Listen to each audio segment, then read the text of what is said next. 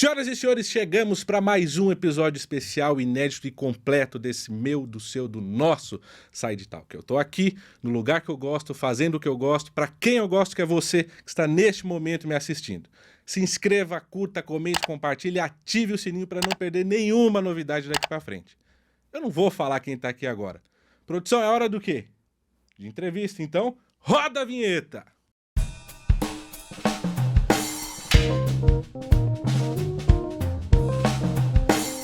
Ela é especialista em Direito Penal e Processo Penal pela Academia Brasileira de Direito Constitucional. Eu tô lendo porque, pelo amor de Deus, né, gente? É membro da Comissão Especial de Advocacia Criminal e da Associação Nacional de Advogados do Direito Digital. É claro que vocês preferem que a convidada se apresente do que vocês ficarem olhando para mim direto aqui e falando baboseira. Recebam, mas com muitos aplausos, doutora Carolina Torres. Obrigada. Não precisa me chamar de doutora. Na verdade, eu fico até meio sem jeito quando me chamam assim. Falam que pode me chamar de Carolina, que não tem problema nenhum. Ou Carol. Ah, eu chamo de Carol nos bastidores mesmo. Eu acho que eu esqueci de alguma coisa aqui, porque com tanta experiência, com tanta bagagem, eu não quis cometer uma falha, né? Quem é a Carol? A Carol é formada em Direito há alguns anos. Eu sou pós-graduada em Direito Penal e Processo Penal. Também tenho pós-graduação em Direito Constitucional. Sou pós-graduanda em Ciências Forense. E além de ser membro da Comissão da Advocacia de Direito Criminal pela OAB de São Paulo, eu também participo da Comissão da Assistência Penitenciária também, de São Paulo, de política criminal, né? Então, o direito criminal faz parte da minha vida, é o que eu sou, é o que eu sei fazer, e essa é a Carol. E olha, vocês não me coloquem em situações constrangedoras, que eu posso sair daqui preso em flagrante, hein? Mas eu te ajudo, fica tranquilo que eu não relaxo seu flagrante. Ela mesmo me ajuda a soltar, ó. E assim, eu quero logo de cara que você me diga, diante de tudo isso, qual que é o maior desafio que você encontra? Porque além de ser mulher, porque é um preconceito idiota em qualquer profissão, seja no direito, na televisão, em rádio, principalmente na área que você escolheu do direito. Qual que é o maior desafio que você encontra até hoje, que você fala, puta merda, eu tô fazendo isso porque eu amo, porque se não fosse eu desistia? O maior desafio é, além de ser mulher, ser jovem. E mostrar para as pessoas que não é porque nós somos jovens que nós não temos conhecimento sobre aquilo que a gente fala, aquilo que a gente faz, né?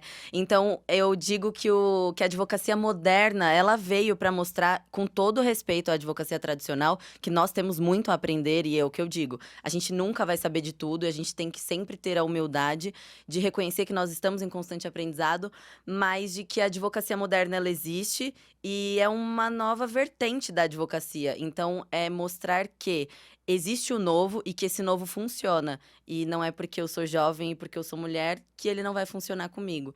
Então, normalmente a gente se coloca em lugares onde tem a presença de muitas pessoas do sexo masculino, né? Em unidade prisional, em delegacia de polícia, normalmente o público é masculino. Então, o sistema judiciário, de um modo geral. Então, eu tento mostrar com conhecimento e com humildade de que eu sei o que eu tô fazendo. É basicamente isso.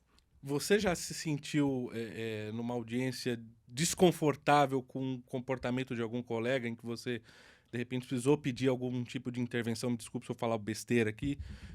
Ou, sei lá, te abalou emocionalmente de alguma forma? Sim, já aconteceram algumas vezes comigo. Pela ordem é a palavra que o advogado mais usa em audiência, né? Que é assim, não concordo com o que tá acontecendo, deixa eu falar. Então, e nesse sentido eu sou um pouco abusada, pro bom sentido. Mas eu já tive problema com o desembargador, e eu entendi claramente que era porque ele me via como uma pessoa muito jovem, então ele queria me silenciar. E já tive problema com o juiz também.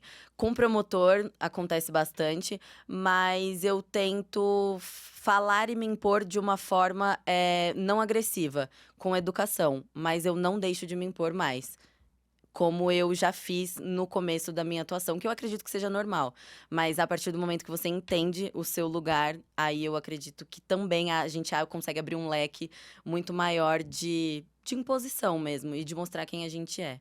E você acha que isso, de repente, acontece mais por ser direito penal, por um lado querer, digamos, ferrar mais o outro, ou isso é indiferente? É mais por simplesmente ser mulher e tá chegando ali agora? Falou, quer pegar o bonde andando e sentar na janela?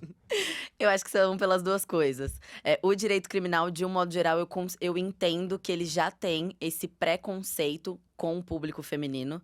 Então, eu acredito que tem muito disso. E aí vem o combo, ser mulher e ser jovem, né? Então, aí a dificuldade é triplicada. Mas nunca será fácil, né? Então, tendo isso em mente, eu consigo levar numa boa. E pegando o gancho disso, como é que é porque nem todo mundo sabe, espero que nem não queiram saber na prática, né? Vamos só conhecer. Como é que é o dia a dia de um advogado criminal? Então, o dia a dia é assim, boa parte do dia é na rua, né? Eu costumo visitar muito os meus clientes. É óbvio que normalmente eu visito, quando eu falo visito, em unidade prisional, seja em CDP, CPP, penitenciária, enfim, aonde ele estiver. Falam que tem advogado porta de cadeia. E eu sou porta de cadeia, eu sou porta de qualquer Aí lugar. você vai visitar. Porque aonde ele tá, eu tô. Então, é basicamente isso. Mas, então, a gente atua muito na rua, né? Porque eu entendo que é muito relevante essa intimidade, essa proximidade com o cliente, para que ele se sinta seguro. Mas a gente também fica no escritório. Hoje em dia tem a possibilidade de você atender por videoconferência, tirando a parte de que às vezes a internet não funciona, você tem pouco tempo para falar. É uma ferramenta que ela te auxilia, porque às vezes são lugares longes e aí você acaba perdendo muito tempo se deslocando. Então, assim, é uma rotina muito dinâmica. Muito Porque eu louca. posso estar conversando com você aqui hoje, agora, e receber uma ligação de uma pessoa, ela foi presa em flagrante e eu tenho que atendê-la, porque. Então, Por favor, não assim, cometam crimes pelos próximos 30 minutos, pelo menos. por favor, deixa eu ter um final de sábado tranquilo. Mas é isso, é o atendimento 24 horas. Então, você precisa estar ligado o tempo todo. Literalmente. E o que hoje você leva em consideração para elaborar uma defesa e recusar um caso? Porque acredito que nem todos sejam possíveis, não sei dizer como é o que você usa para filtrar qual tipo de caso você vai atender e qual você acha melhor não se meter. Essa pergunta é polêmica.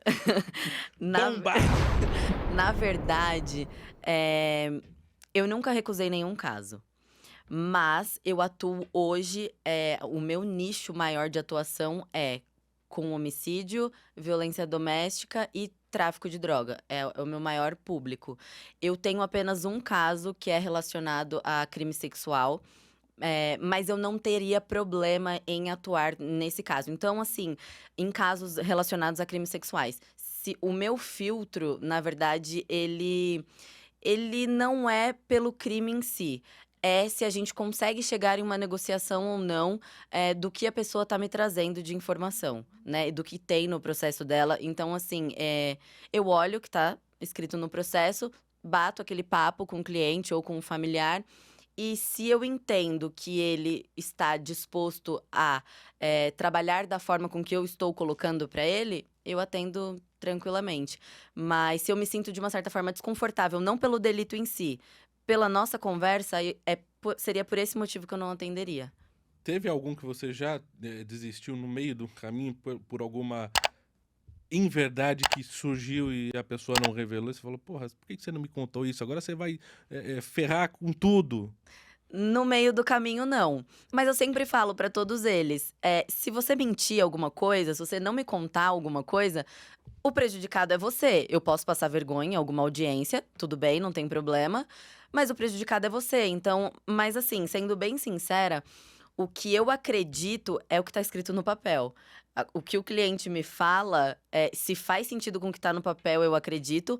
Mas se eu não consigo cruzar as informações com o que tá no processo dele, pra mim não faz muita diferença, porque o ser humano, ele mente. Ele mente por coisas poucas, ele mente por coisas grandes. Então, eu não fico chateada se ele mentir pra mim. Quem vai estar se prejudicando é ele. E ele entendendo que ele tá se prejudicando, ele assume o risco. E pra mim, ok. Você tá fazendo a Eu sua tô fazendo a parte, minha você parte, quer ajudar o exatamente. cara. Exatamente. É o que eu falo, eu não sou mãe de ninguém e não tô pra falar o que é certo e o que é errado. Eu acredito que todo mundo saiba o que é certo e o que é errado. Eu tô pra ver se a gente tem alguma brecha do que foi feito ali, se o que foi feito é legal. Se não for legal, eu encontrar mecanismos de demonstrar isso pra fazer com que o direito daquela pessoa seja assegurado. Esse é o meu trabalho. E por que você acha que hoje as pessoas têm essa ideia babaca na cabeça de achar que advogado criminalista é advogado de bandido exclusivamente?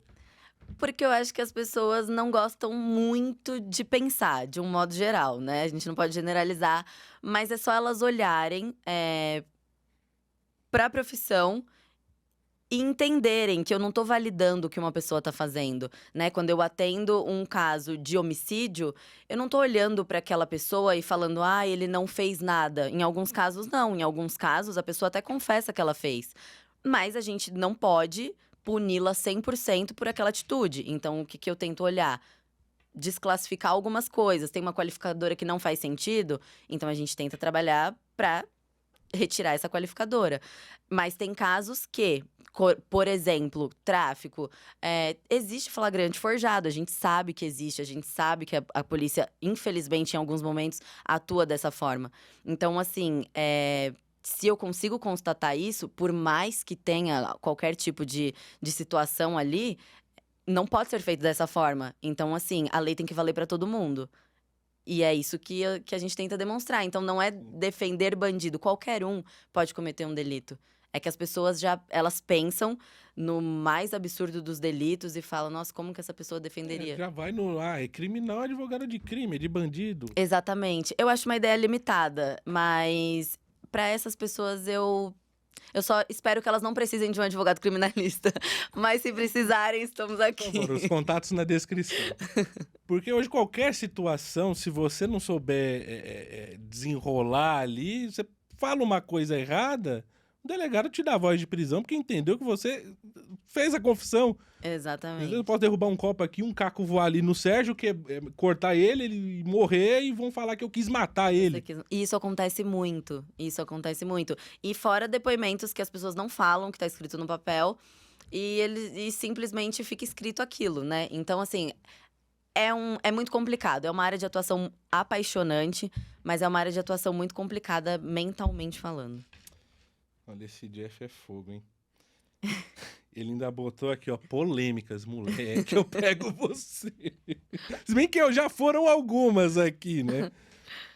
E até pegando um gancho dessa pergunta anterior, dessa coisa de pensar, advogado é criminal, advogado é de bandido, eu acredito que no seu meio, né, de repente na família, alguém... Não que não tenha feito esse comentário, mas por que você não vai para um direito imobiliário, para um direito tributário? Você escolheu logo o penal por quê? Como que você encarou isso? Porque ali, você escolhendo estudar direito, ouvindo esse monte de coisa, faz isso, faz aquilo, não faz...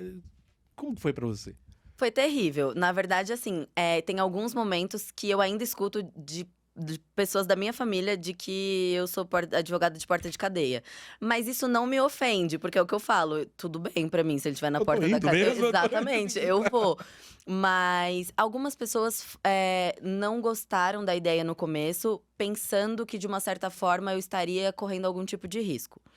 Mas, de um modo geral, eles entenderam que é o que eu gosto, eu não consigo me ver fazendo outra coisa.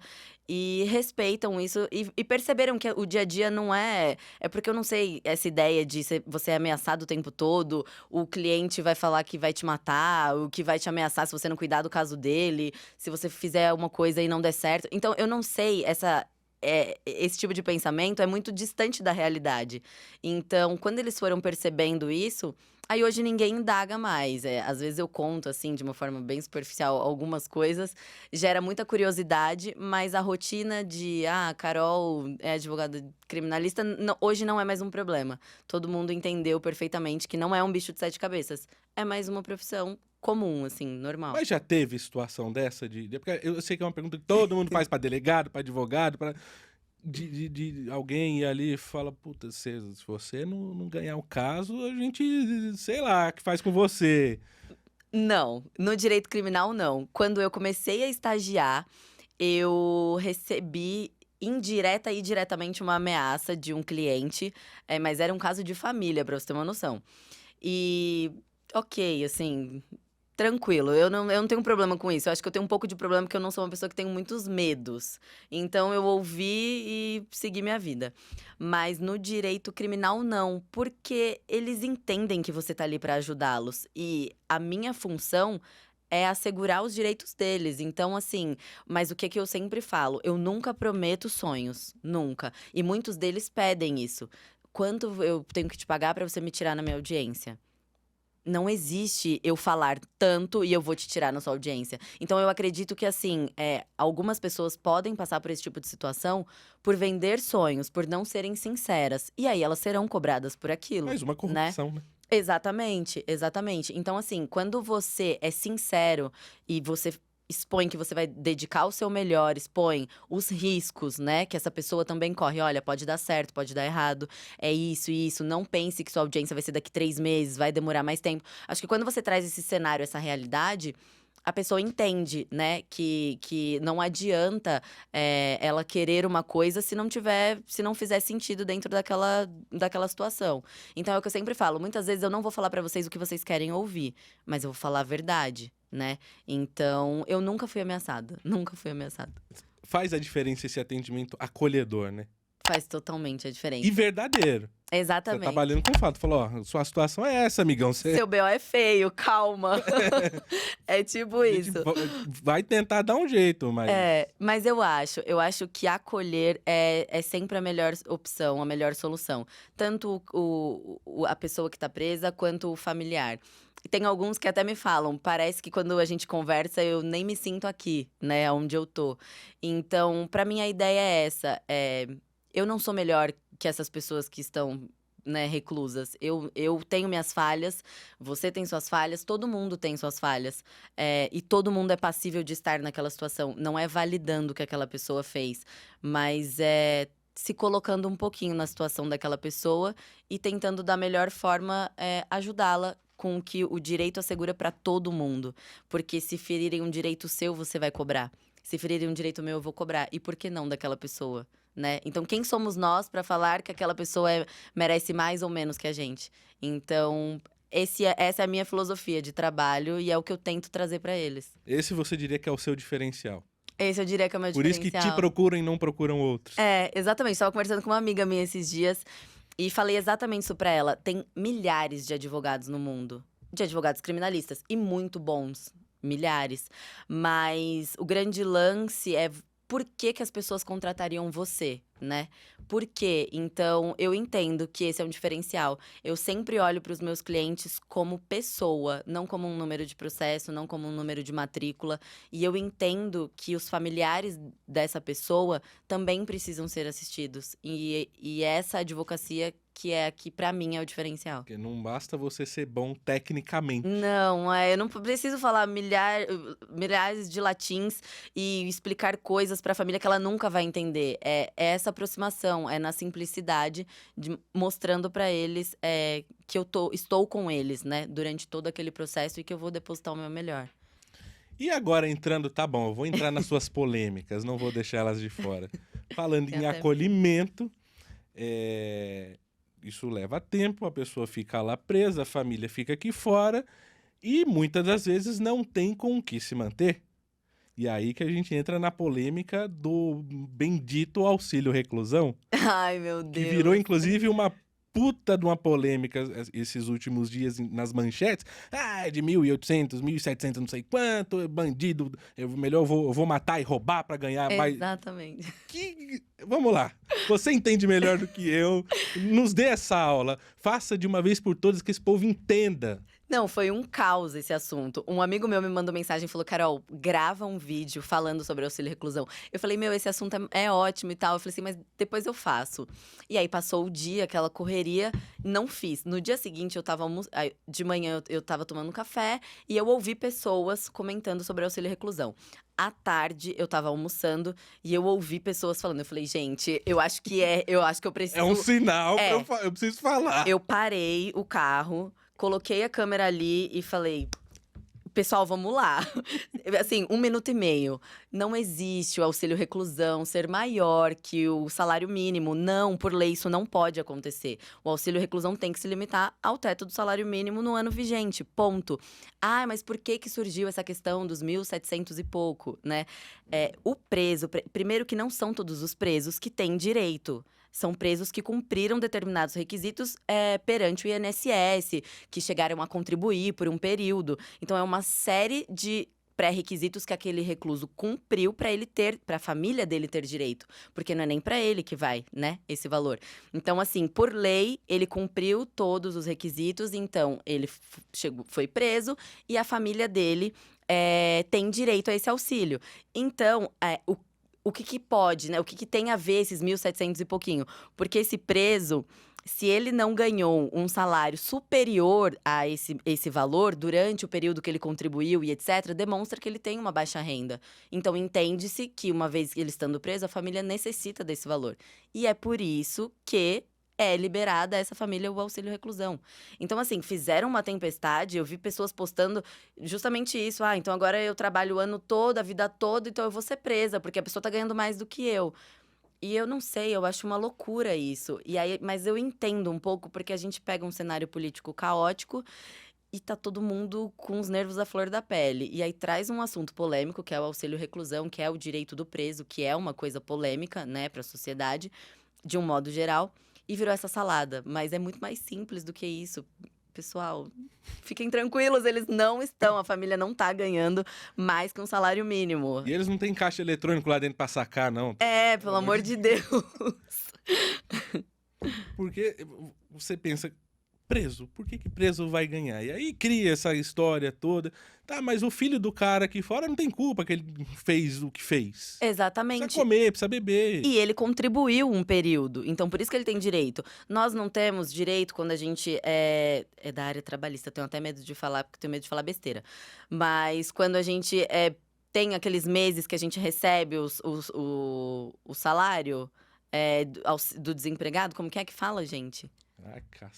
Ajuda aí, Sérgio, pelo amor de Deus. É isso? Não é auxílio?